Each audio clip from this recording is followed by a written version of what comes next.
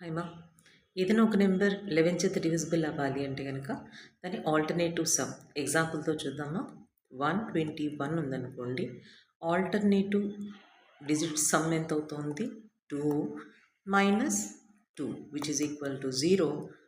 ఇలా 0 వచ్చినా లేదు, ఆ డిఫరెన్స్ 11 కానీ 11 చేత డివిజిబుల్ అయ్యే నెంబర్ కానీ వచ్చినా కానీ ఆ నెంబర్ డివిజిబుల్ బై 11 అవుతుంది.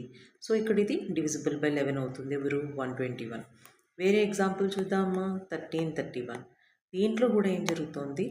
ఆల్టర్నేటివ్ సమ్ తీసుకోండి. 1 + 3 4 మైనస్ ఆఫ్ నెక్స్ట్ డిజిట్స్కి ఆల్టర్నేటివ్ తీసుకుంటే 4 which is equal to 0. That means this one is divisible by 11 అవుతుంది. అదే మాదిరి 10505 ఉందనుకోండి. ఇక్కడ ఏం జరుగుతుంది?